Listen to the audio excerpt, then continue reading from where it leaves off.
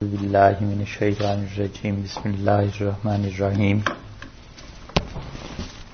سورہ بقرہ کا آغاز کل ہم نے کیا تھا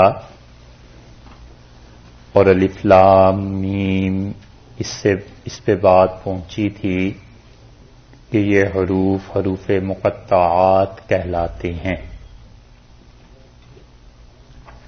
اور ان حروف کے اصل معانی اللہ ہی کو معلوم ہیں، اور اس کے بعد سورہ بقرہ کی یہاں سے لے کے اور آیت نمبر 20 تک ایک تقسیم ہے۔ پہلے اس تقسیم کو ہم کر لیں اور پہلے وہ سمجھ لیں، پھر اس کے بعد باقی چیزیں اس سے آگے بات کریں گے۔ الف لام میم میں جو بات کل آپ سے عرض کی تھی وہ یہ تھی، اور باتوں کے علاوہ کہ عربوں کا ایک اسلوب تھا، عرب اس طرح اپنی شاعری اپنے کلام کو پیش کیا کرتے تھے، اور ان لوگوں میں اگر یہ اسلوب نہ ہوتا تو نبی کریم صلی اللہ علیہ وسلم کے سامنے وہ کسی بھی موقع پر اعتراض ضرور کرتے، اور قرآن پاک اس وقت سے لے کے آج ہمارے اس دور تک ایسی کتاب رہی ہے کہ کسی نے بھی کوئی اعتراض اس اللہ کے کلام پہ کیا ہے تو وہ ضرور ریکارڈ میں آ گیا اور لکھا، اور پھر غیر مسلموں نے خاص طور پہ اسے اچھالا اور خاص طور پہ لوگوں کی توجہ اس چیز کی طرف دلائی کہ دیکھو مسلمانوں کی مذہبی کتاب میں یہ نقص پایا جاتا ہے۔ اور ایسے ہی دوسری بات یہ سوچنے کی بھی ہے کہ صحابہ کرام رضی اللہ عنہم جو تھے انہوں نے کبھی رسول اللہ صلی اللہ علیہ وسلم سے یہ نہیں پوچھا کہ اللہ کے رسول اس الف لام میم کا کیا مطلب ہے، صاد کا کیا مطلب ہے، قاف کا کیا مطلب ہے۔ اور دو دلائل اس پہ آپ دیکھیے، ایک تو یہ کہ ان صحابہ کرام رضی اللہ عنہم کو ان الفاظ کا یقینی اور قطعی طور پر علم تھا، اسی لیے تو حدیث میں آیا ہے کہ تم میں سے جو آدمی ایک حرف قرآن کا پڑھتا ہے اسے 10 نیکیاں ملتی ہیں، اور رسول اللہ صلی اللہ علیہ وسلم نے فرمایا میں یہ نہیں کہتا کہ الف لام میم یہ تینوں ایک ہی حرف ہیں، بلکہ الف ایک حرف ہے، لام الگ حرف ہے، میم الگ حرف ہے۔ تو یہ ساری چیزیں جب ہوتی تھیں رسول اللہ صلی اللہ علیہ وسلم کے سامنے تو کیوں انہوں نے نہیں پوچھا کہ اللہ کے رسول اس کا کیا مطلب ہے؟ کسی صحیح روایت میں کہیں نہیں آتا کہ صحابہ رضی اللہ عنہم نے اس مسئلے کو اٹھایا ہو۔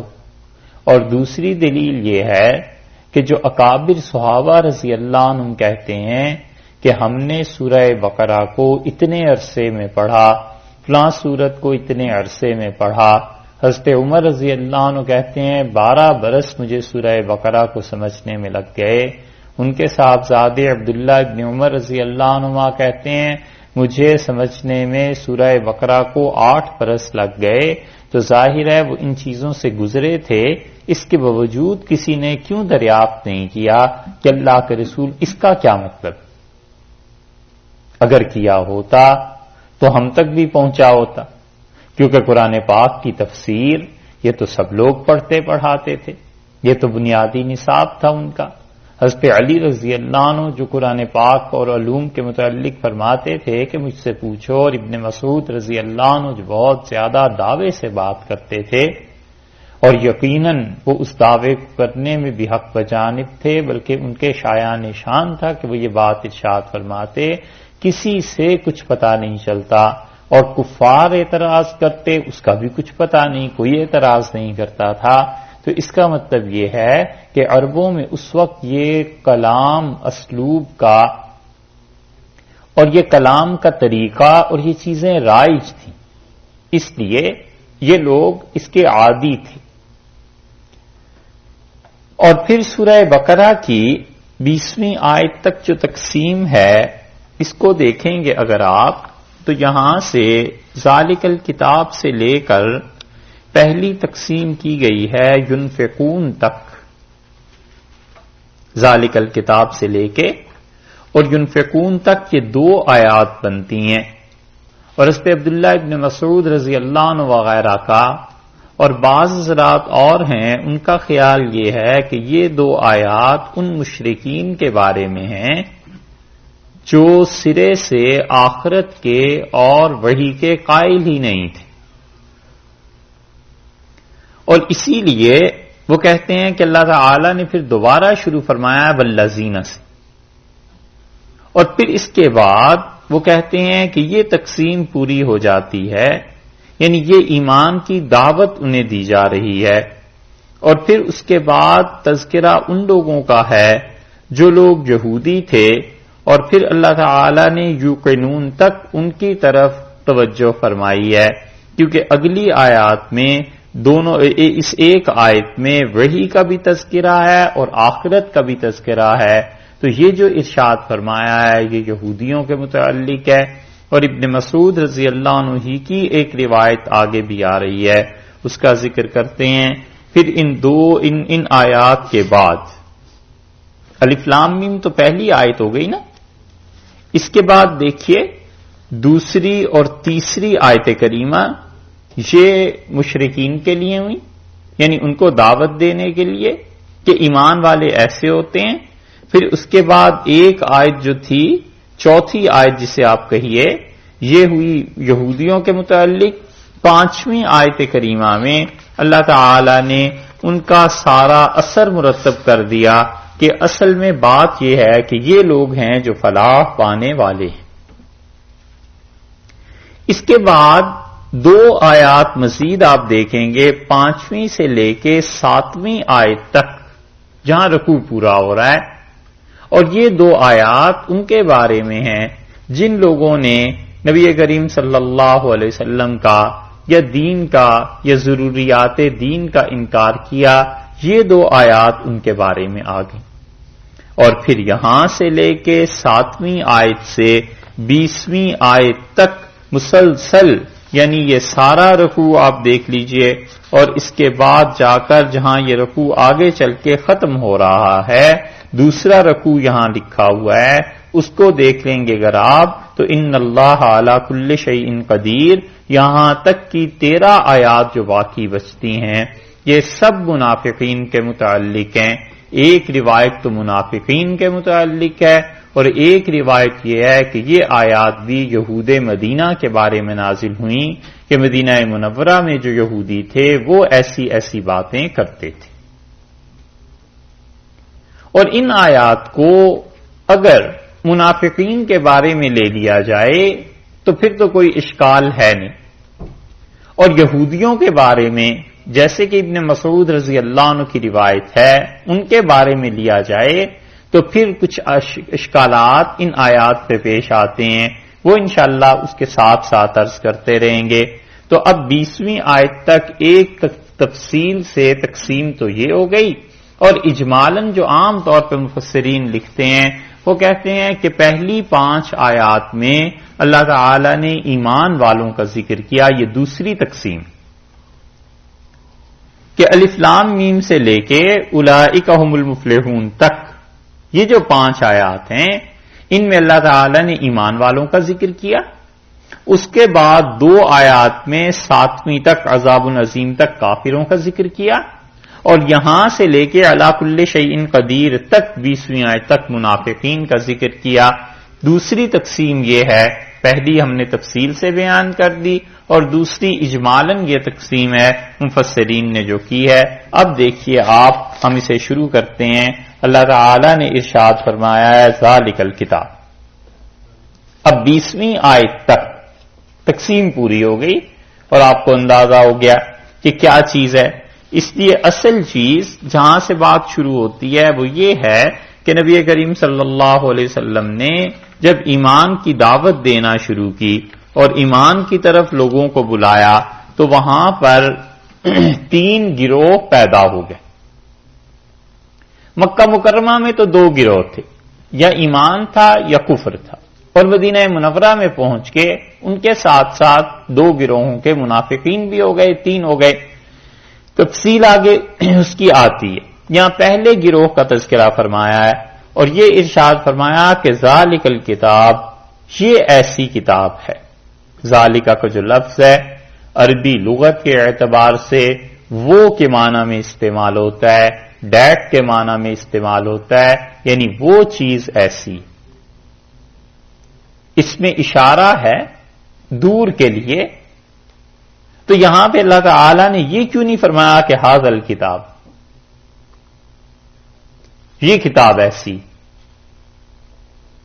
ذالکہ کے لفظ جو دور ہے اس کا ایک مطلب تو یہ ہے کہ جب تعارفی کلمات تھے، ابتدا ہے، تعارف کرایا جا رہا ہے، تو جب بالکل ابتدائی اور تعارف کے کلمات تھے تو تعارفی کلمات جو ہوتے ہیں وہ ہمیشہ بہت اچھے ہوتے ہیں تاکہ سننے والے کو پتا چلے کہ کس کے ساتھ تعارف ہو رہا ہے. تو اللہ تعالی نے ھذا کی بجائے ذالکہ کا لفظ استعمال فرمایا، یعنی ایسی زبردست کتاب، ایسی شاندار کتاب ہے کہ ھذا کا لفظ بھی اس کے لیے نہیں ہے بلکہ ذالکہ کا لفظ ارشاد فرمایا. کچھ حضرات کا خیال یہ ہے کہ ذالکہ سے کہ وہ کتاب اشارہ ہے اصل میں لوح محفوظ کی طرف، کہ لوح محفوظ میں تو پوری کتاب تھی نا، اور رسول اللہ صلی اللہ علیہ وسلم پہ آہستہ آہستہ نازل ہو رہی تھی. تو وہ جو کتاب لوح محفوظ میں پوری ہے وہ ایسی کتاب. اور کچھ کہتے ہیں کہ ذالکہ اور ھذا ایک دوسرے کے بدل میں عربوں میں استعمال ہوتے رہتے ہیں، اس لیے کوئی ایسی بات نہیں ہے. اور جو اس میں پہلی رائے تھی کہ ذالکہ کا لفظ جو ہے کہ وہ ایسی زبردست کتاب، ایسی شاندار کتاب، تو آپ ہر زبان میں اس کا اثر آپ اسی طرح دیکھیں گے. جیسے ہم کبھی کہتے ہیں کہ حضرت رسول اللہ صلی اللہ علیہ وسلم کے لیے ہم لوگ بولتے ہیں نا کہ حضرت صلی اللہ علیہ وسلم، تو این اور آن دونوں فارسی کے لفظ ہیں. این کا مطلب یہ ھذا، دس، اور آن کا مطلب وہ، دیٹ، دور کے لیے. تو ہم رسول اللہ صلی اللہ علیہ وسلم کی عظمت کے پیش نظر کہتے ہیں کہ حضرت، وہ حضرت، یعنی رسول اللہ صلی اللہ علیہ وسلم. اسی طرح لکھتے ہیں اردو میں، کسی کو خط لکھتے ہیں تو کہتے ہیں محترم نے یہ فرمایا، تو مراد یہ ہوتی کہ آپ نے یہ فرمایا. جناب کو لکھا تھا، تو جناب وہ کوئی اور تھوڑے ہی ہیں، وہ تو وہی ہیں جنہیں لکھ رہا ہے. تو اس لیے الفاظ ایسے استعمال کیے جاتے ہیں. الکتاب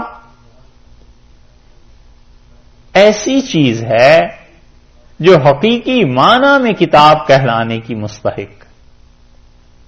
ال کا لفظ جو لائے ہیں، تو یہ جو ال کا لفظ ہے کسی بھی چیز کو، کل آپ سے عرض کیا تھا نا کہ کامن سے کیا کہا تھا، پراپر ناؤن بنانے کے لیے استعمال ہوتا ہے. زمخشری نے کشاف میں بڑی زبردست بات لکھی ہے، اور سیبویہ نے بھی ایک جگہ کہا ہے. یہ کہتے ہیں کہ الکتاب کا مطلب کہ الکتاب تو بس ایک ہی کتاب ہے، کہ کتاب دنیا میں گویا ایک ہی ہے، کہ جب کتاب کہا جائے کہ کتاب میں یہ آیا ہے تو فوراً دماغ قرآن کی طرف جانا چاہیے، کیونکہ کوئی دنیا کی ایسی کتاب نہیں ہے جس میں بہرحال شک اور شبے کی گنجائش نہ ہو. حتیٰ کہ لکھنے والا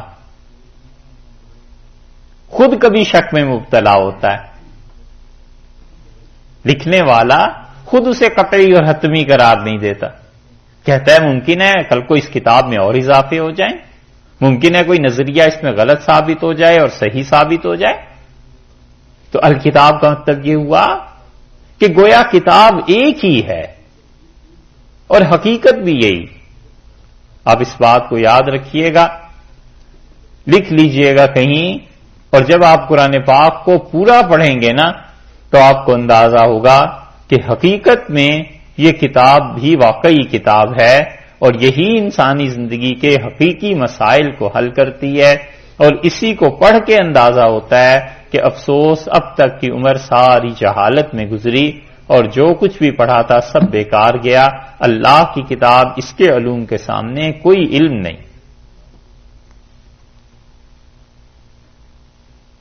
اور کتاب کا لفظ، ایک اور چیز آپ کو بتانا ہے، یہ آپ پورے قرآن پاک میں دیکھیں گے کہ ایک ہی لفظ ہے اور وہ ہر جگہ ایک ہی معنی میں نہیں آتا. یہ اصول کی بات ہے، اور قرآن پاک کی تفسیر کے کوئی اصول کسی زمانے میں لکھے گا یا پچھلوں نے جو لکھے ہیں انہوں نے اس چیز کا تذکرہ کیا ہے کہ قرآن پاک کا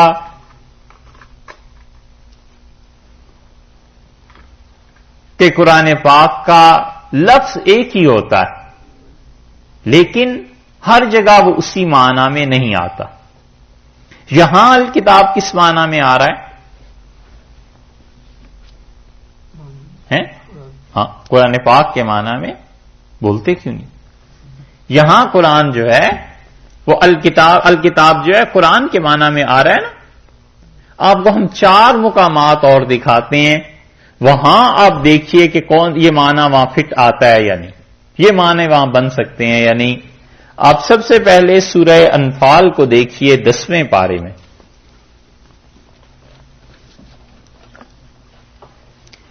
یہ جس اصول کا ہم آپ سے ذکر کر رہے ہیں یہ کبھی کبھی اس کو بیان کریں گے، اگر اس کو بیان کرنے بیٹھ جائیں تو پھر سال اس میں لگ جائے، لیکن ایک اصول کی بات آپ کو سمجھاتے ہیں. سمجھانے کا لفظ تو غیر مناسب ہو گیا، آپ سے عرض کرتے ہیں. دیکھیے سورہ الانفال ہے 10ویں پارے میں، اور آیت نمبر ہے اس کی 68، جہاں یہ مکمل ہو رہی ہے نا سورہ، اس سے کچھ ہی پہلے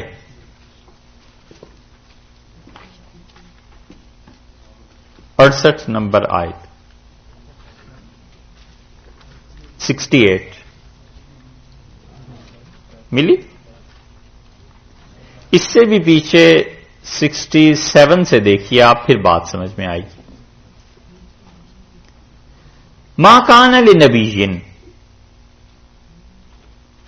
اور نبی صلی اللہ علیہ وسلم کے شایان شان نہیں تھی یہ بات کہ ان یکون لہ اسرا، کہ ان کے پاس قیدی ہوتے، قیدی آئے.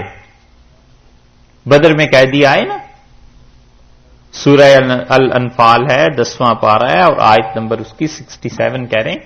یہ دیکھیں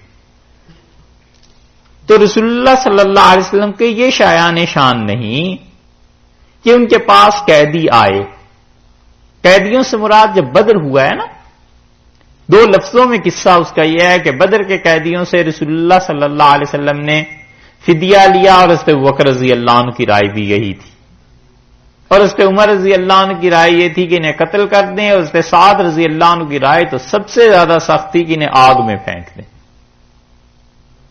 یہ تھی بات. اب وہ جو قیدیوں پہ فدیہ لیا ہے کہ پیسے لے کے قیدیوں کو رہا کر دیا، 2 چیزیں رسول اللہ صلی اللہ علیہ وسلم تھی نا، یا تو پیسے دے دو اور ارشاد فرمایا یا ہمارے بچوں میں سے 10 کو پڑھنا سکھا دو. یہ 2 باتیں تھیں.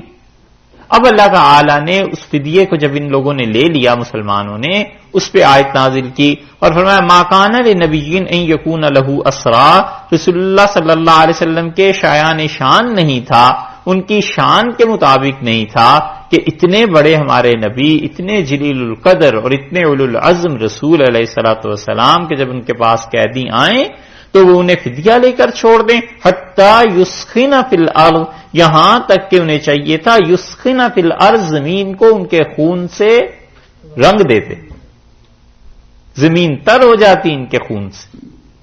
13 برس انہوں نے جو مکہ مکرمہ میں کیا ہے، اور جس آگ اور خون کے طوفان سے مسلمان گزرے ہیں، اور یہ مظلوم جن کے سینوں پہ پتھر رکھ دیے جاتے تھے، اور یہ جو دھوپ میں لٹا دیے جاتے تھے تپتی ریت پہ، اور پانی میں ڈبکیاں دی جاتی تھیں، آج ان کے یہ ظالم جب سامنے آئے ہیں، آپ نے ان کو فدیہ لے کر چھوڑ دیا، حتیٰ یسخن فی الارض، زمین رنگ دی جاتی ان کے خون سے، ہونا تو یہ چاہیے تھا۔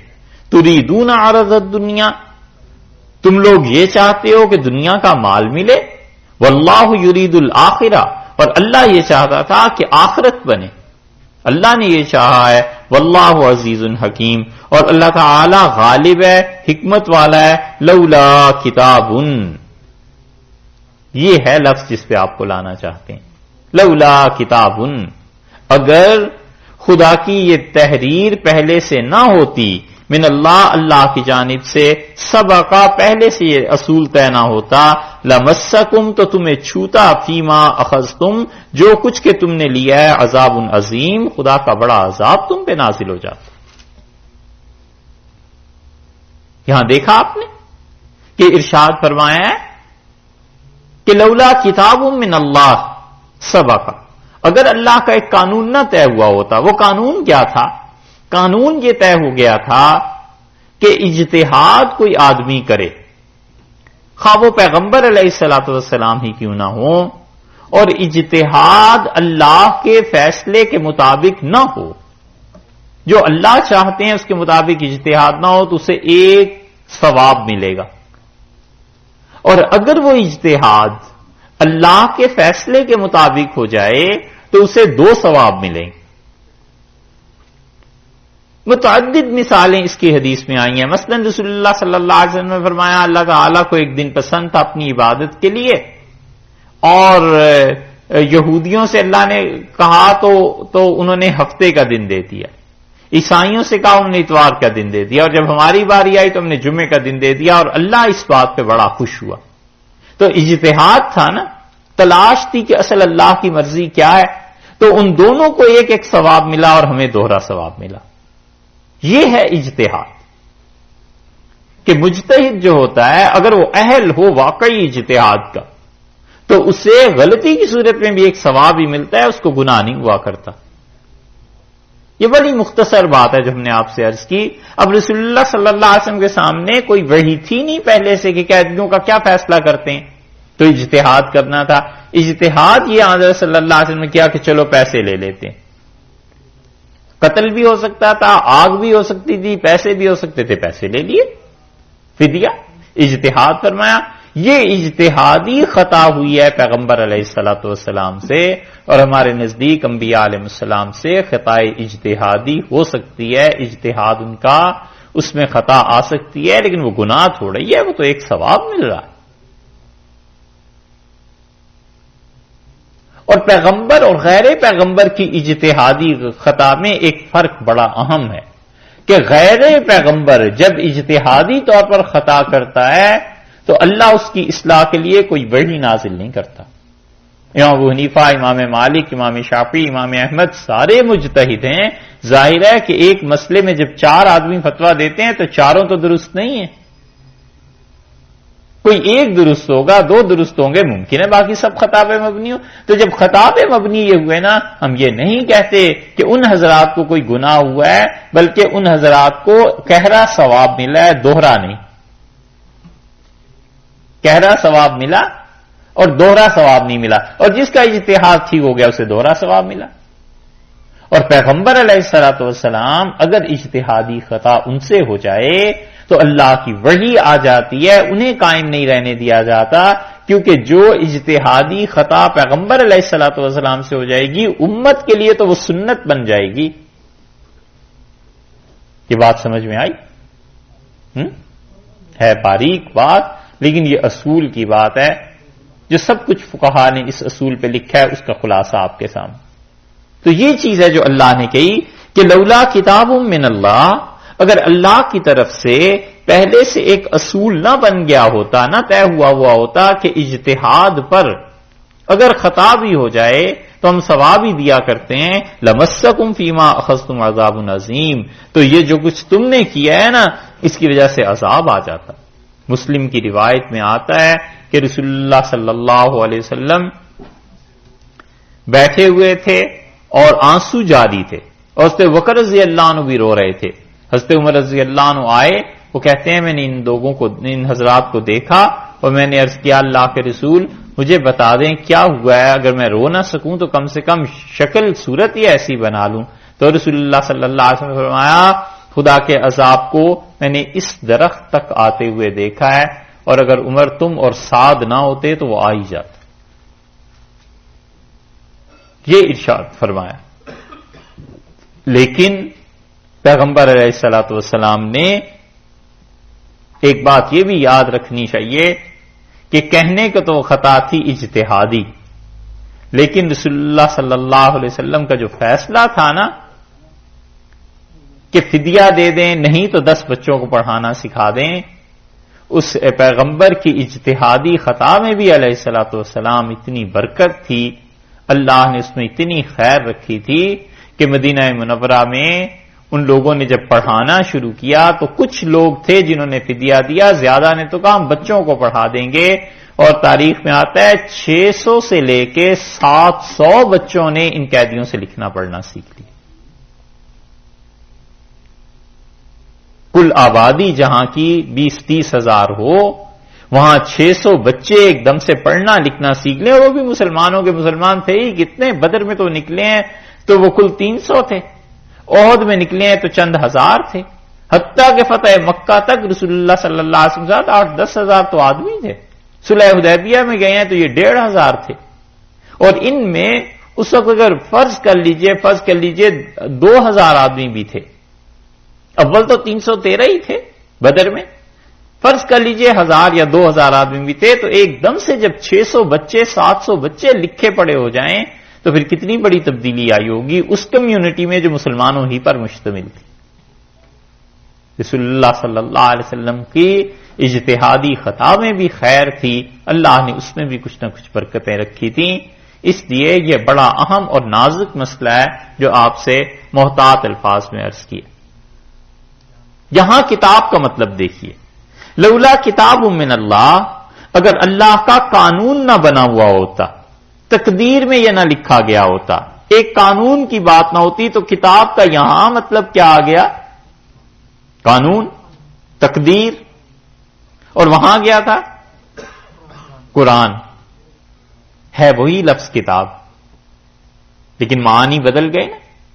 اب یہاں اگر قرآن کا معنی آپ لے کر ترجمہ کریں گے تو پھر کیا ہوگا کہ اگر قرآن میں یہ نہ ہوتا جو اس سے پہلے گزر چکا ہے، تو کہاں پھر ڈھونڈتے پھرتے کہ قرآن میں کہاں گزرا ہے یہ؟ پھر تو بدر سے پہلے جتنا قرآن نازل ہوا تھا وہ دیکھنا پڑتا، اور وہاں کہیں ہے نہیں. ایک تیسرا مقام آپ کو بتاتے ہیں، سورہ قاف دیکھیے 26ویں پارے میں بالکل آغاز میں.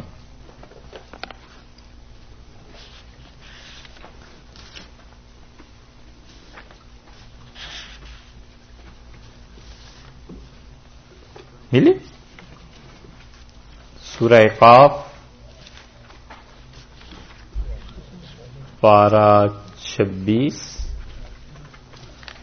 سورہ کا نمبر ہے 50.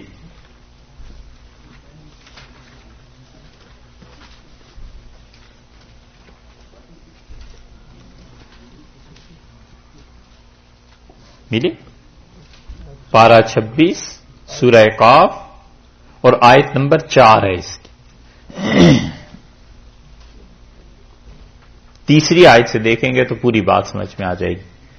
اِذَا مِتْنَا، وہ کافر کہتے ہیں کہ کیا جب ہم مر جائیں، وَكُنَّا تُرَابًا، اور ہم مٹی میں مل جائیں، ذَلِكَ رَجْعٌ بَعِيدٌ، پھر ہم زندہ ہوں، یہ لوٹنا بہت دور کی بات ہے، نہیں ہو سکتا، بہت مشکل، ناممکن بات ہے کہ ہم مر جائیں پھر مٹی میں مل جائیں اور اب پھر نئے سرے سے پیدا ہو جائیں، یہ نہیں ہو سکتا.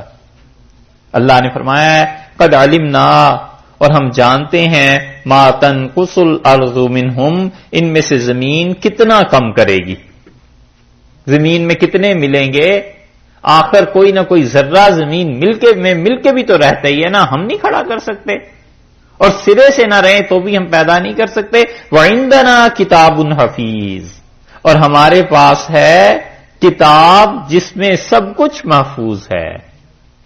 تو یہاں کتاب سے مراد کیا ہو گئی؟ لوح محفوظ. یہاں آپ دیکھیے، یہاں قانون اور تقدیر نہیں آ سکتے. وَعِندَنَا کتاب حفیظ، ہمارے پاس قانون ہے یا ہمارے پاس قرآن ہے، یہ بات نہیں. وَعِندَنَا کتاب حفیظ کا مطلب یہ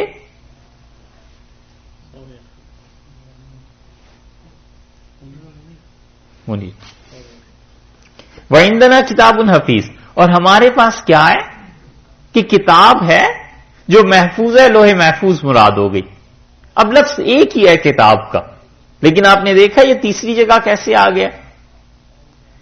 ایک اور جگہ آپ دیکھیے، دو جگہیں اور آپ کو بتاتے ہیں تاکہ آپ کو اس بات کا خیال رہے کہ قرآن پاک کا ترجمہ اور یہ چیزیں ایسی آسان کھیل نہیں، بچوں کے بغیر اساتذہ کے سمجھ نہیں آتی.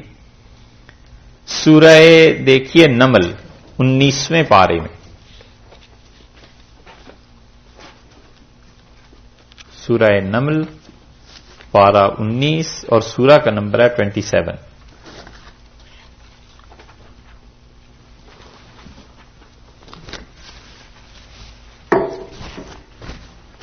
انیسویں پارے میں سورہ نمل کی آیت نمبر 29 دیکھیے. آیت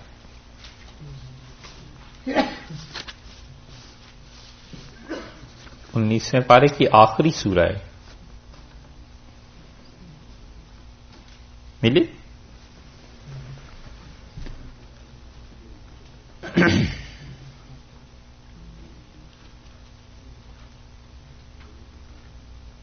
حدود آیا اور آیت نمبر اس کی دیکھ لیجئے 27، وہاں سے بات پوری ہو جاتی. حدود آیا اور اس نے حضرت سلیمان علیہ الصلوۃ والسلام سے جو کچھ کہا، آپ اسے 2-3 مرتبہ سن چکے ہیں، اس کو چھوڑی. قال سننظر، سلیمان علیہ السلام بولے، انہوں نے کہا ہم دیکھتے ہیں، جانچتے ہیں، اصدقت ام کنت من الکاذبین، یہ تم سچ کہہ رہے ہو یا جھوٹ ہے. وہاں جو ملکہ ہے اور وہ سورج کو سجدہ کرتے ہیں، یہ کیا مسئلہ ہے، کیا معاملہ ہے، ہم اسے دیکھیں گے. اذهب بکتابی ھذا، لے جا تو یہ میری کتاب اس کے پاس. تو کتاب سے یہاں کیا مراد ہو گیا؟ ہاں، خط. اذهب بکتابی ھذا، میری یہ تحریر، میرا یہ خط اس کے پاس لے جاؤ. اب یہاں کر لیجئے ترجمہ قرآن سے اور یہاں کر لیجئے لوح محفوظ سے اور تقدیر سے، کچھ بھی نہیں ہو سکتا. نہیں ہوتا نا. فَأَلْقِهْ إِلَيْهِمْ، ان کے پاس، ان کو اس کے پاس پھینک دے. ثُمَّ تَوَلَّ عَنْهُمْ، اور پھر تم اس سے ہٹ جانا. فَانظُرْ مَاذَا يَرْجِعُونَ، اور دیکھو وہ تمہیں کیا جواب دیتے ہیں. ہم دیکھتے ہیں. قَالَتْ يَا أَيُّهَا الْمَلَأُ، درمیان کی ساری چیزیں قرآن نے چھوڑ دی. حدود گیا، کیا ہوا کیا نہیں ہوا، بس ملکہ نے وہ خط پڑھا ہے تو کہتی ہے یا ایھا الملأ، اے سردارو، انی القی الیہ، میری طرف بھیجا گیا ہے کتاب کریم، ایک ایسا خط جو بڑا معزز ہے، بڑا پروقار خط مجھے لکھا گیا. یہاں کتاب کا لفظ آ گیا نا. یہاں کیا ترجمہ ہو سکتا ہے سوائے خط کے؟ دیکھا، لفظ ایک ہی ہے کتاب، لیکن کہیں اس کا معنی قرآن سے، کہیں اس کے معنی قانون سے، کہیں اس کے معنی لوح محفوظ سے، اور کہیں اس کے معنی عام سادہ سے ایک خط بھیجا گیا. یہ چیز. اور سورہ جمعہ میں آپ دیکھیں، آخری چیز آپ کو بتائیں، 28ویں پارے میں سورہ جمعہ ہے، اور یہ آیت کریمہ تو قرآن پاک میں 4 جگہ آئی ہے. چلیے سورہ جمعہ میں دیکھ لیتے ہیں. 62 نمبر سورہ ہے.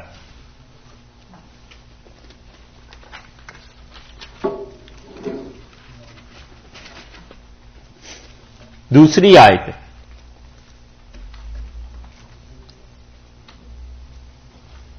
هو الذی بعث فی الامیین رسولا منہم، اور وہ اللہ کی ذات ہے جس نے بھیجا ہے ان لوگوں میں ایک رسول صلی اللہ علیہ وسلم کو، عظیم الشان جلیل القدر پیغمبر علیہ الصلوۃ والسلام کو، ان لوگوں میں جو ان پڑھ ہیں. یتلو علیہم آیاتہ، اور رسول اللہ صلی اللہ علیہ وسلم ان کے اوپر کیا کرتے ہیں؟ آیات کی یتلو، تلاوت کرتے ہیں. مراد کیا ہوئی؟ قرآن پڑھتے ہیں. وَيُزَكِّيهِمْ، اور رسول اللہ صلی اللہ علیہ وسلم ان کا تزکیہ کرتے ہیں، انہیں پاک کرتے ہیں. وَيُعَلِّمُهُمُ الْكِتَابَ، اور کتاب کی تعلیم انہیں دیتے ہیں. اب دیکھ لیجئے یہاں پر یہ کیا چیز ہے کتاب؟ یہ ہے قرآن پاک، یا یہ ہے کہ بعض حضرات نے اس کو کہا کہ پہلے قرآن کا ذکر اوپر آ گیا ہے. وہ کہتے ہیں کتاب سے مراد رسول اللہ صلی اللہ علیہ وسلم کا طریقہ، ان کی سنت، ان کا راستہ، جس چیز کو انہوں نے ہدایت کو جمع کیا ہے حدیث، وہ ہے. والحکمہ، اور حکمت کی تعلیم رسول اللہ صلی اللہ علیہ وسلم دیتے ہیں ان لوگوں کو. یہاں دیکھیں آپ، اب کتاب کا ترجمہ قرآن بھی نہیں بن سکتا اور لوح محفوظ بھی نہیں اور خط بھی نہیں بن سکتا کہ وَيُعَلِّمُهُمُ الْكِتَابَ کہ انہیں خط پڑھنے کی تعلیم دیتے ہیں. یہ کون ترجمہ کر سکتا ہے؟ لیاذ باللہ. دیکھا آپ نے، لفظ ایک ہی ہے لیکن یہ اس طرح بدلتا جاتا ہے.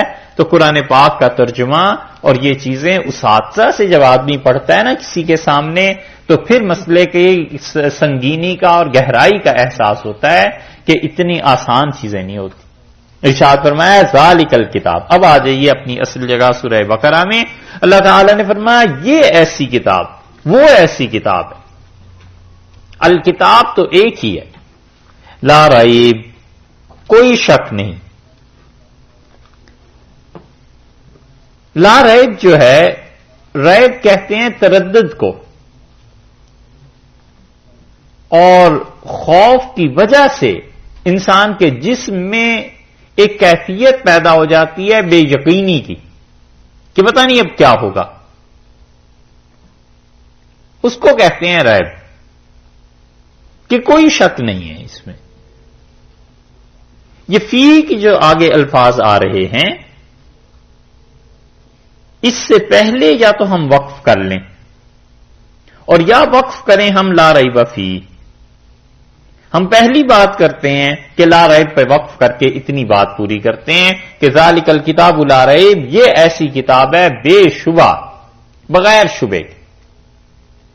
شک کی ایک قسم یہ ہوتی ہے کہ اس چیز میں واقعی شک پایا جائے، اور شک کی ایک کیفیت یہ بھی ہوتی ہے کہ اس چیز میں شک نہیں ہے، شک کرنے والے شک کرتے ہیں.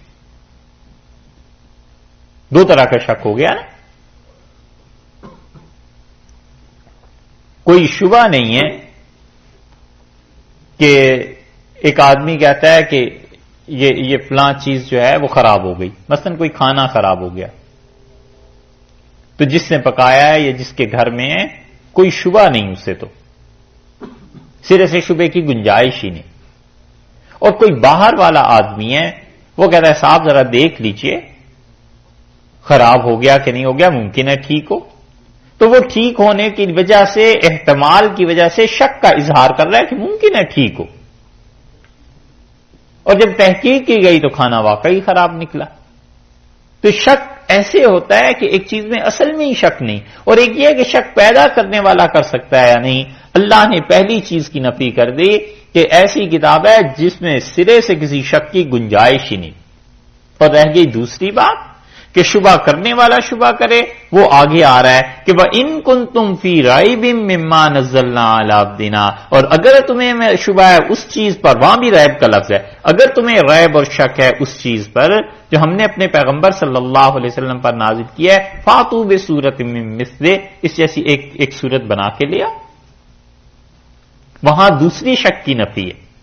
یہاں چونکہ انٹروڈکٹری ورڈز ہیں یہ سارے، اور قرآن پاک کا تعارف کرایا جا رہا ہے، اس لیے سرے سے قطعاً اس شبے کو ہی رد کر دیا ہے. اللہ نے کہا کسی قسم کا کوئی شک ہے ہی.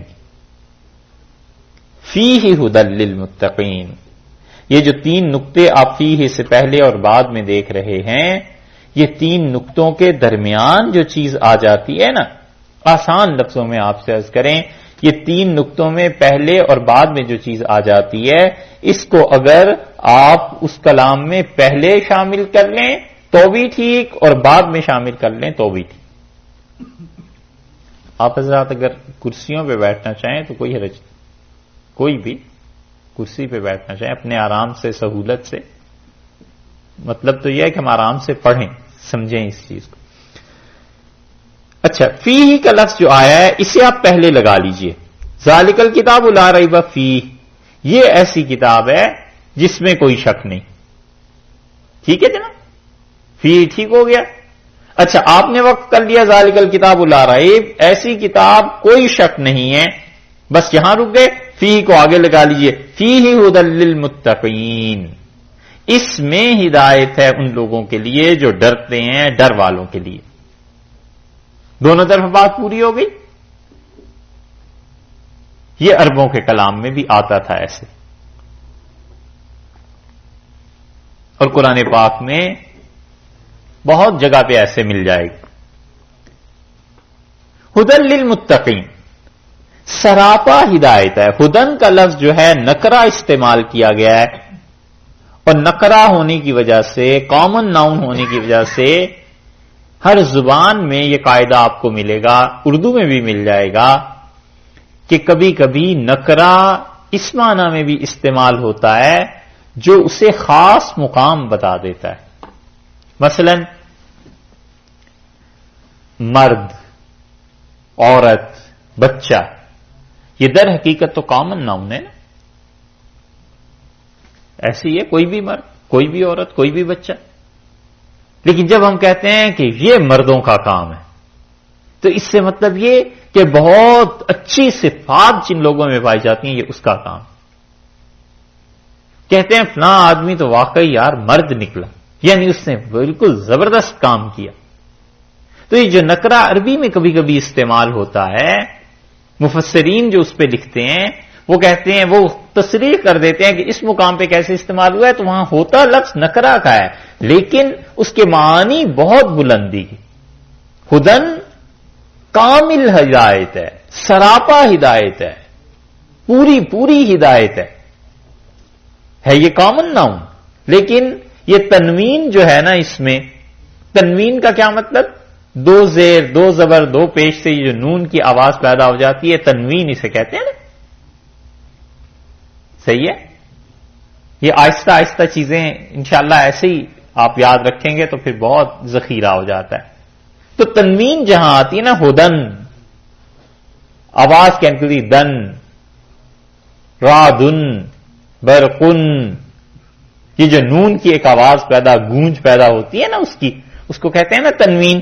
تو تنوین جو ہوتی ہے وہ ہونی تو چاہیے تھی کامن ناؤن میں لیکن اس نے پراپر ناؤن کر دیا ھدی للمتقین. ہدایت ہے سراپا راہ ہے ان لوگوں کے لیے جو کیا ہیں متقی ہیں. وقا عربی میں کہتے ہیں بچنے کو اور جو آدمی اللہ کی نافرمانی سے بچتا رہے وہ ہے اپنے آپ کو بچائے ہوئے متقی ہے. اور تقوی کی تعریف ایک تو یہ ہے کہ تقوی کے درجات ہیں کہ کوئی آدمی کفر میں تھا ایمان میں آیا یہاں سے تقوی شروع ہوتا ہے اور اس کی انتہا یہ ہے کہ آدمی ہر اس چیز کو چھوڑ دے جس میں شک پڑ جائے اور اس کی بجائے وہ اس چیز کو اختیار کر لے جس میں یقین ہے. بس رسول اللہ صلی اللہ علیہ وسلم نے فرمایا حلال بالکل واضح ہے اور حرام بھی بالکل واضح ہے اور ان دونوں حلال اور حرام کے درمیان کچھ چیزیں ایسی ہیں جن میں شبہ ہے مشتبہ ہیں اور آپ نے فرمایا جو ان مشتبہ چیزوں میں پڑ جاتا ہے وہ اپنے دین کو اپنے اسلام کو ایک طرح سے خطرے میں ڈال دیتا ہے اور جو ان شبہات سے بچ گیا اس نے اپنے دین اور ایمان کو بچا لیا. تو شبہ کی چیزوں سے بچنا یہ تقوی کا آخری درجہ ہو گیا. اور تقوی کی بہترین تعریف وہ ہے جو حضرت عمر رضی اللہ عنہ نے پوچھی تھی ابی ابن کعب رضی اللہ عنہ سے. ابی ابن کعب رضی اللہ عنہ ان صحابہ رضی اللہ عنہ میں سے ہیں جن کے متعلق رسول اللہ صلی اللہ علیہ وسلم نے فرمایا تھا کہ قرآن تم نے پڑھنا ہو تو ان سے پڑھنا. اس دن سند میں نام آیا تھا نا ابی ابن کعب رضی اللہ عنہ کا. حضرت عمر رضی اللہ عنہ نے کہا کہ ابی تقوی کسے کہتے ہیں یہ صحابہ رضی اللہ عنہم کو تعلیم پوچھنا، علم کا حاصل کرنا، کتنے یہ لوگ اس معاملے میں حساس تھے کہ امیر المومنین ہونے کے باوجود پوچھتے ہیں کہ تقویٰ کسے کہتے ہیں رضی اللہ عنہ. تو اس پہ ابی رضی اللہ عنہ نے کہا کہ حضرت آپ نے کسی ایسے راستے میں سفر کیا ہے کہ اس کی دونوں طرف کانٹے ہوں جنگل میں؟ تو فرمایا ہاں. ان کا کیسے گزرتے ہیں؟ تو فرمایا کہ میں اپنے کپڑے اچھی طرح سمیٹ کے پوری احتیاط سے گزرتا ہوں کہ کہیں کپڑا جو ہے اس میں کانٹا نہ چبھ جائے، کہیں ایسے نہ ہو جائے. انہوں نے کہا امیر المومنین، زندگی دنیا میں بس ایسے ہی گزارنے کا نام تقویٰ ہے کہ بس احتیاط کرتا رہے. مراد یہ تھی کہیں معصیت نہ ہو جائے، کہیں کسی گناہ میں نہ پڑ جائے. ہدی للمتقین، راہ دکھاتی ہے ان کو جو متقین. دوسری جگہ یہ آیا ہے اللہ تعالی نے دوسرے پارے میں، دیکھیے آپ سورہ بقرہ ہی ہے، دوسرے پارے میں 185 نمبر آیت ہے.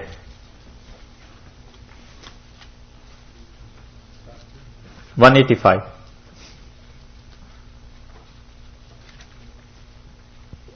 Eighty five. یہاں اب جو آپ نے اصطلاحات اگر پڑھی تو تھیں، اگر یاد رکھی ہوں تو اب یہ کام آئے گی. ہم نے آپ سے ایک اصطلاح عرض کی تھی کہ تعارض پیدا ہو جاتا ہے آیات میں. کہا تھا یہ کہا تھا نا کہ تعارض پیدا ہو جاتا ہے آیات میں. تو تعارض کا کیا مطلب، وہ اصطلاح کیا تھی؟ اجی آپ نے پہلے ہی پڑھا، کوئی اور بتائے ہیں؟ کانفلکٹ. اس کی تشریح بھی تو کرو آخر. کیا؟ ہاں بھائی، ایسے کام نہیں چلتا. جب آپ پڑھ رہے ہیں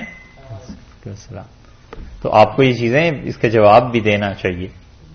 ہم نے یہ کہا تھا، یہ ٹھیک ہے جو انہوں نے بتایا کہ ایک آیت دوسری آیت کے خلاف نظر آتی، تعارض یوں پیدا ہو جاتا ہے، یہ اس کی ایک مثال ہے. اور اس پہ ہم نے آپ کو بتایا تھا کہ اللہ نے کہا اگر قرآن کو ہمارے علاوہ کسی نے نازل کیا ہوتا تو اس میں بہت سے اختلافات تم دیکھتے. لوجدوا فیہ اختلافا کثیرا، بہت سے اختلافات تمہیں اس میں نظر آتے. صحیح ہے نا؟ یہ تعلیم ہے، کوئی واعظ نہیں. واعظ اور تعلیم میں فرق ہے. واعظ تو یہ کہ آپ نے سنا بس چلے گئے، یاد ہوا ہوا، نہ ہوا نہ ہوا. تو یہ تو پڑھانا ہے، اگر نہیں یاد ہوا تو غلط بات ہے. صحیح ہے؟ تو اللہ نے فرمایا کہ لوجدوا فیہ اختلافا کثیرا، کہ اس میں بہت سا اختلاف باتیں اگر قرآن اللہ کے علاوہ کسی اور نے نازل کیا ہوتا. ہم نے کہا تھا یہ تعارض کا اٹھانا اور قرآن پاک کی سب آیات کی ایسی تشریح کہ ایک آیت دوسری سے نہ ٹکرائے، جو بظاہر ٹکراتی ہوئی نظر آتی ہے، بہت بڑا علم. اور جن مفسرین نے اس پہ کام کیا ہے، وہ جن مشکلات سے گزرے ہیں، بس یہ انہی کا حصہ تھا. اللہ تعالیٰ ان کے درجات بلند کرے. بالکل آسان کر گئے اس کام کو، مگر یہ اپنی جگہ خود بڑا علم ہے. یہاں دیکھیے آپ سورہ بقرہ کی یہ آیت نمبر ہے 185. 185 ہے نا؟ ہاں جی. شہر رمضان الذی انزل فیہ القرآن، مہینہ رمضان کا ہے جس میں انزلہ نازل ہوا فیہ القرآن، اس میں قرآن پاک کو نازل کیا اللہ تعالی نے. ٹھیک ہے؟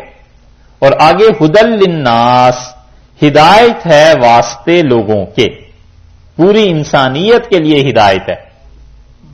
اور وہاں کہا ہے کہ ہدی للمتقین، متقیوں کے لیے ہدایت ہے. تو پوری انسانیت کوئی متقی تھوڑا ہی ہوا کرتی ہے. پیدا ہو گیا نا تعارض. اس کو حل کرنا چاہیے. مفسرین اس کو حل کرتے تھے، اور یہ مستقل ایک علم کی شاخ ہے تفسیر کی. اگر کسی آدمی کو یہ نہیں آتا کہ تعارض کیسے پیدا ہوتا ہے اور مفسرین اسے حل کیسے کرتے ہیں، تو وہ آدمی تفسیر کرنے کا اہل نہیں. آپ کو سوال سمجھ میں آیا کہ یہاں فرمایا ہدی للناس، اور وہاں فرمایا ہدی للمتقین. یہاں کہتے ہیں ساری انسانیت کے لیے ہدایت، وہاں کہتے ہیں متقی لوگوں کے لیے ہدایت، تو دونوں آپس میں ٹکرائی نہ باتیں. اب آ جائیے اس سورہ بقرہ پہ. مفسرین کہتے ہیں کہ اس کا مطلب یہ ہے کہ قرآن پاک اصل میں تو پوری دنیا کے لیے ہدایت ہے، پوری کائنات کے لیے. جو بھی اسے پڑھے گا وہ اس سے ہدایت پائے گا، لیکن اصل میں جو نفع ہوگا اس کا وہ متقی لوگوں کو ہوگا، پرہیزگار لوگوں کو ہوگا. جب وہ ضد اور تعصب کو اپنے دماغ سے نکال دیں گے اور غلط چیز کو چھوڑ کے صحیح چیز کی طرف، کم سے کم کفر کو چھوڑ کے ایمان کی طرف آ جائیں گے، تو اس وقت در حقیقت وہ اس سے فائدہ اٹھانے لگیں گے. ہے تو پوری انسانیت کے لیے، لیکن کوئی خود سے اگر اس سے فائدہ نہ اٹھائے تو یہ اس کا قصور ہے. فائدہ پہنچے گا کس کو؟ متقی لوگوں کو. یہ ایسے ہی ہے جیسے آپ کہتے ہیں کہ اس حال میں 500 آدمیوں کے بیٹھنے کی گنجائش ہے، لیکن مجھے پتا ہے کہ آئیں گے صرف 200 ہی، باقی سب باہر کھڑے رہیں گے. اب یہ سٹیٹمنٹ کہیں دیتے ہیں تو باتیں دونوں درست ہیں کہ آئیں گے 200 ہی، لیکن حقیقت میں 500 کی گنجائش ہے. تو اللہ نے فرمایا پوری انسانیت اس سے ہدایت حاصل کرنا چاہے کر لے گی، لیکن کریں گے کون؟ متقی لوگ ہی اس سے ہدایت حاصل کریں گے. ہدی للمتقین، متقی لوگوں کے لیے ہدایت جو اس سے فائدہ اٹھائیں گے. اسی وجہ سے رسول اللہ صلی اللہ علیہ وسلم نے لوگ پڑھنے آتے تھے حضرت عبداللہ ابن عباس رضی اللہ عنہما اور بڑے اکابر صحابہ رضی اللہ عنہ کے پاس. خیر ابن عباس رضی اللہ عنہما تو اصاغر صحابہ میں سے تھے، تو وہ لوگ بڑی قدر کرتے تھے. حضرت ابو ہریرہ رضی اللہ عنہ جو لوگ پڑھنے آتے تھے انہیں اپنے پاس بٹھاتے تھے اور کہتے تھے رسول اللہ صلی اللہ علیہ وسلم نے ہم لوگوں سے کہا تھا کہ میرے بعد دنیا بھر سے لوگ تمہارے پاس آئیں گے پڑھنے کے لیے، اور جب کوئی اللہ کی کتاب پڑھنے کے لیے آئے تو ان لوگوں کے ساتھ عزت سے پیش آن. ابن عباس رضی اللہ عنہ کہتے تھے کہ تم میں سے کسی کے چہرے پہ مکھی بیٹھ جائے تو مجھے گراں گزرتی ہے، تکلیف ہوتی ہے کہ تم خدا کی کتاب پڑھنے آئے. یہ ہے اللہ نے کہا ہدی للمتقین، فائدہ وہ اٹھائیں گے جو متقی. متقی کون ہے؟ اللہ تعالی نے ان کی 5 صفات گنوا دی. پہلی بات یہ کہی کہ الذین یؤمنون بالغیب، وہ لوگ جو ایمان لاتے ہیں، یقین رکھتے ہیں بالغیب، بن دیکھی چیزوں پر. یؤمنون ایمان لاتے ہیں. ایمان نام ہے تمام ان چیزوں کو ماننا جو رسول اللہ صلی اللہ علیہ وسلم لے کے آئے اور وہ ضروریات دین میں شامل.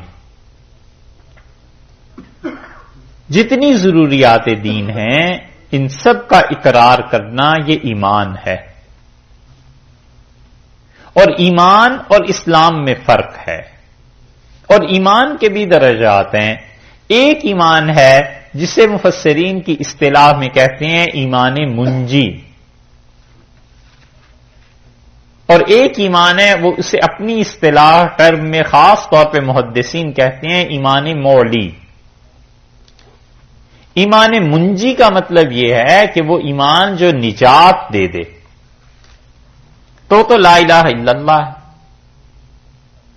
وہ تو رسول اللہ صلی اللہ علیہ وسلم کی رسالت کی گواہی، اللہ کی وحدانیت کی گواہی، آخرت، تقدیر، کتابیں، فرشتے، ان سب چیزوں کو ماننا، یہ ایمان وہ ہے جو نجات کے لیے ہو جائے.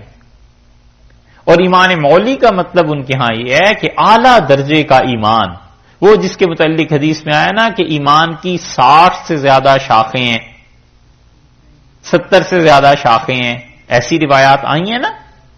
اس میں آیا ہے کہ سب سے اعلیٰ یہ ہے کہ لا الہ الا اللہ کا اقرار کرو، اور سب سے چھوٹا درجہ یہ ہے کہ راستے میں تکلیف دینے والی چیزوں کو دور کر دو.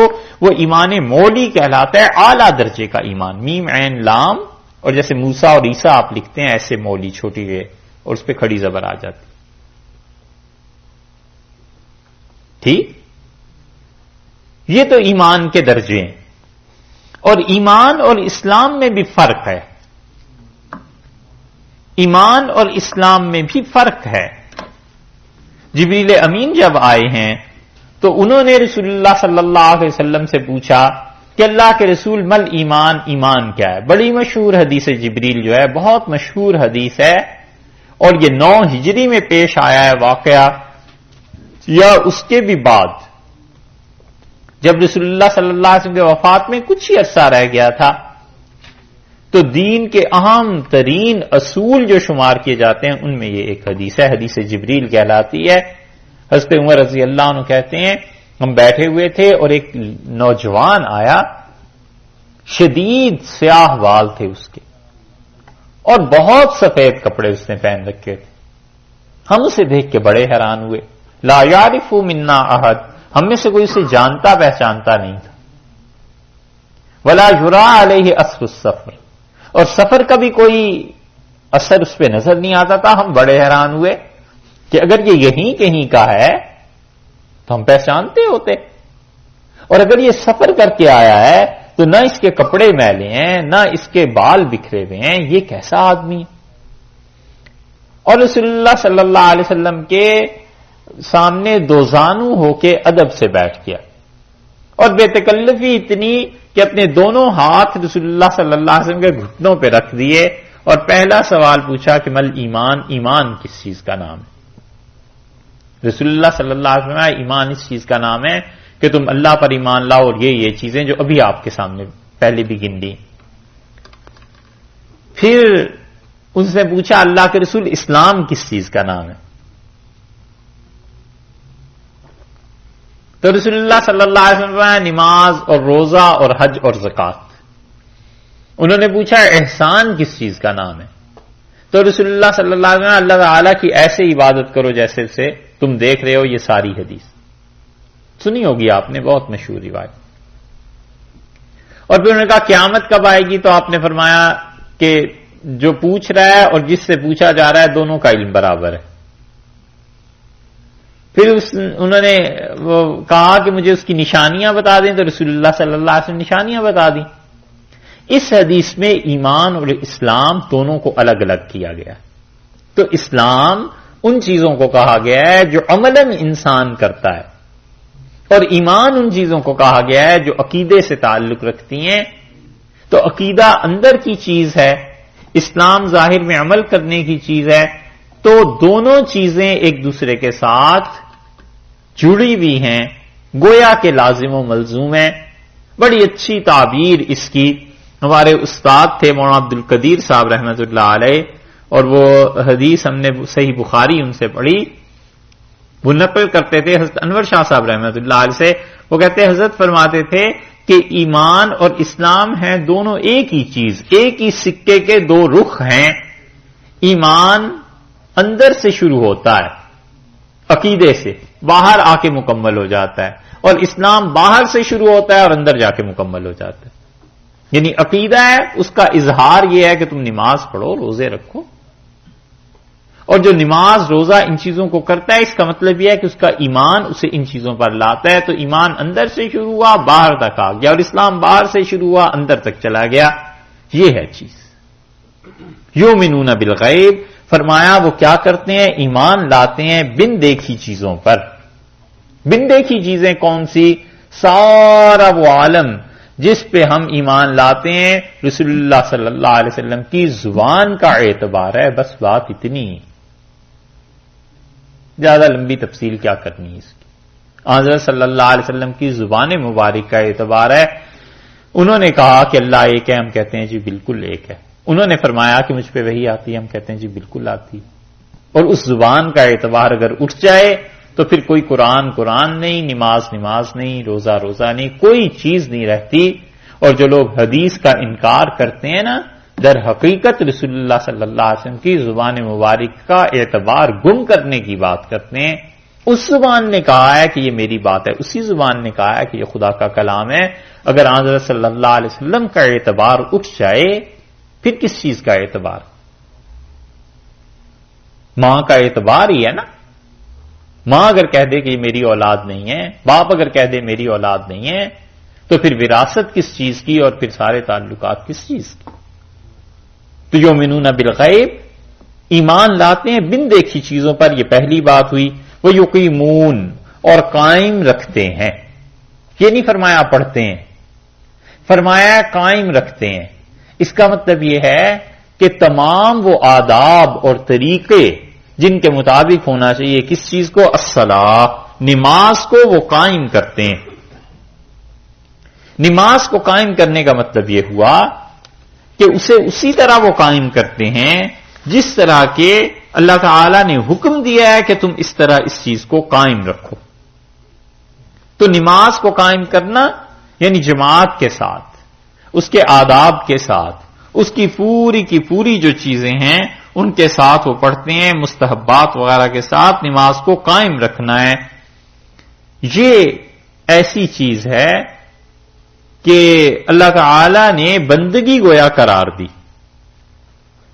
ظاہری صورت تو یہ ہوئی کہ نماز کو ارکان جو ہیں اس کے آداب اس کی، اور حقیقی صورت اس کے ساتھ ساتھ یہ ہوئی کہ نماز میں اللہ کے علاوہ غیر کی طرف آدمی کی توجہ نہ ہو، جان بوجھ کے کسی چیز کی طرف توجہ نہ کرے۔ یہ چیز ارشاد فرمائی کہ یقیمون الصلاۃ، نماز کو قائم کرتے ہیں۔ صلاح کہتے کسے ہیں؟ عربی میں کہتے ہیں دعا کو، اور اصل اگر آپ عربی میں جا کر دیکھیں گے نا تو صلاح یا صلاح کہتے ہیں یہ جو کولے ہیں نا، ہپس، انہیں حرکت دینا، انہیں گھمانا۔ تو اگر لغت کے اعتبار سے یہ ترجمے ہونے شروع ہو جائیں تو پھر تو سارے ڈانس کرتے ہی نظر آئیں۔ یہی بات ہے نا، یہ اس امت میں گمراہیوں میں سے ایک گمراہی یہ ہے کہ 2-4 ڈکشنریز رکھیں سامنے، چلو جی ترجمہ کر لیں قرآن کا اور تفسیر کر لیں۔ ہر وہ چیز، ہر وہ لغت کی بحث جس کے ساتھ امت کا تعامل، رسول اللہ صلی اللہ علیہ وسلم کی حدیث اور فقہا کا اجتہاد شامل نہیں ہے، اس لغت کا کوئی اعتبار نہیں۔ لغت میں چاہے وہ لفظ موجود ہے، ہم اس کا انکار نہیں کرتے، لیکن کیا اس لفظ کو اسی معنی میں صحابہ رضی اللہ عنہ نے سمجھا ہے، رسول اللہ صلی اللہ علیہ وسلم نے سمجھا ہے اس معنی میں جس معنی میں لوگ کہتے ہیں؟ اگر نہیں سمجھا تو اس لغت کا اعتبار نہیں۔ لغت میں ہوگا ڈکشنری میں، مگر وہ ٹرم نہیں بن سکتی۔ تو فرمایا یقیمون الصلاۃ، وہ نماز کو قائم کرتے ہیں۔ آئیے آگے وَمِمَّا رَزَقْنَاهُمْ، اور جو کچھ ہم نے انہیں دیا۔ یہ مما جو ہے 2 لفظوں کا مجموعہ ہے، ایک ہے من اور ایک ہے ما جو کچھ کے ہم نے دیا ہے، جو کچھ کے، بلکہ یہ کہیے ترجمہ اس کو ہوگا جو کچھ کے، من اس میں سے، تو مطلب ہوا اس میں سے تھوڑا سا، اس میں سے کچھ حصہ کیا کرتے ہیں؟ رزقناہم، ہم نے انہیں دیا ہے، ينفقون، وہ خرچ کرتے ہیں۔ جو چیز ہم نے انہیں دی ہے اس میں سے کچھ حصہ وہ خرچ کرتے ہیں۔ یہ قرآن نے بتا دیا کہ جو کچھ بھی اللہ نے کسی کو دیا ہے اس کا کچھ حصہ خرچ کرے۔ یہ نہیں بتایا کہ سارا خرچ کرے۔ پیسہ دیا ہے اس کا کچھ حصہ اللہ کی راہ میں خرچ کرے، سارے کا سارا خرچ کر دے گا تو پھر کیا ہوگا؟ رسول اللہ صلی اللہ علیہ وسلم کے پاس ایک آدمی آیا تھا سونا لے کے، اور ابو داؤد میں آیا ہے رسول اللہ صلی اللہ علیہ وسلم اور ڈلا اتنے زور سے پھینکا کہ اس کے سر پہ لگ جاتا تو سر پھٹ جاتا اس کا، اور آپ نے فرمایا کیا ہو گیا ہے تم لوگوں کو؟ میرے پاس سارا مال اٹھا کر لے آتے ہو کہ اللہ کی راہ میں خرچ کر دوں، اور اگر میں کر دوں تو کل تم بیٹھ کے چوراہے پہ بھیک مانگ رہے ہو۔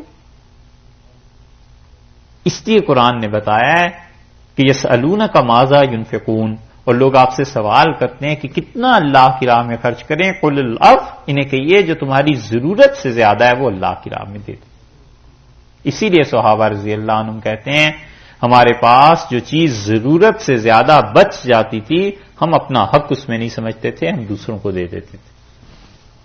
یہ بتایا کہ نہ سارا خرچ کرو اور نہ بالکل ہی سب کچھ جوڑ لو، بلکہ جو ضروریات زندگی سے زیادہ ہے اسے اللہ کی راہ میں دو۔ وَمِمَّا رَزَقْنَاهُمْ يُنْفِقُونَ، اور جو چیز ہم نے انہیں دی ہے ينفقون، خرچ کرتے ہیں۔ نفع کا گھنٹہ ہو گیا، اچھا، نفع کا کہتے ہیں کھپا دینا، مر جانا کسی چیز کا، کھپ جانا، فنا ہو جانا، اللہ کی راہ میں کھپا دیتے ہیں، خرچ کر دیتے ہیں۔ اللہ تعالیٰ نے یہ کیوں نہیں کہا یہاں پر کہ جو مال ہم نے دیا ہے اسے خرچ کرتے ہیں؟ اور کئی جگہ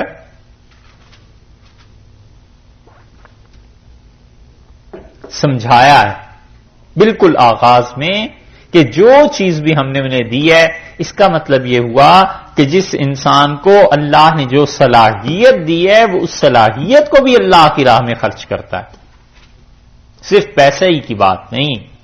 یہ تو سمجھانے کے لیے ہے جس آدمی کو جو صلاحیت اللہ نے دی ہے اللہ نے فرمایا اللہ کی راہ میں خرچ کرتے ہیں۔ ایک آدمی کو خدا نے صلاحیت دی ہے کمپیوٹر پہ کام کرنے کی، وہ اس کو اللہ کی راہ میں لگاتا ہے۔ ایک آدمی کو اللہ نے علم دیا ہے، وہ اپنے علم کو اللہ کی راہ میں خرچ کرتا ہے، یعنی بغیر کسی دنیاوی غرض اور نفع کے وہ اپنے علم کو لوگوں میں تقسیم کرتا ہے۔ کسی آدمی کو اللہ نے روحانیت، تقوی، تربیت کرنے کا ڈھنگ دیا ہے، اس چیز کو اللہ کی راہ میں خرچ کرتا ہے۔ جتنی صلاحیتیں کسی انسان کو اللہ نے دی ہیں وہ اللہ کی راہ میں اسے خرچ کرتا ہے۔ یہ ہے اس آیت کریمہ کی تفسیر کہ وہ مما رزقناہم ینفقون، اور جو چیز ہم نے انہیں دی ہے اس میں سے کچھ حصہ اللہ کی راہ میں خرچ کرتے ہیں۔ مفسرین نے اس سے یہ سمجھا، یہ ہو گئی ایمان والے۔ اس کے بعد آ گئی والذین یؤمنون۔ اب یہ جو تقسیم ہے نا یہاں پہ، ایک روایت میں یہ بھی آیا ہے کہ مفسرین نے اس کو نقل کیا ہے کہ یہ جو دو آیات ہیں یہ اصل میں ان مشرکین کے لیے ہیں جن کا سرے سے اللہ پہ ایمان ہی نہیں تھا، رسالت ہی نہیں تھی، کوئی چیز رسالت کو نہیں مانتے تھے، کسی چیز کو مانتے ہی نہیں تھے، تو ان دو آیات میں تو وہ چیز آ گئی۔ اور اب اس کے بعد اللہ تعالیٰ کا روح سخن قرآن پاک کا ان کی طرف ہے جو کم سے کم رسالت کے ان چیزوں کے تو قائل تھے نا، اور وہ تھے یہودی۔ ان کو بتایا گیا کہ دیکھو کن کن چیزوں کو ماننا ہے۔ تو والذین سے جو شروع کر رہے ہیں یہ آگے یہودیوں کی بات، اور کچھ کا خیال یہ ہے کہ پانچوں آیتیں جو پہلی ہیں ایمان والوں کے بارے میں نازل ہوئی ہیں، دونوں طرف اکابر مفسرین ہے، کوئی حرج نہیں، دونوں میں سے کسی کی بھی بات مان لی جائے۔ تو اب دوبارہ پھر شروع کرتے ہیں انشاءاللہ۔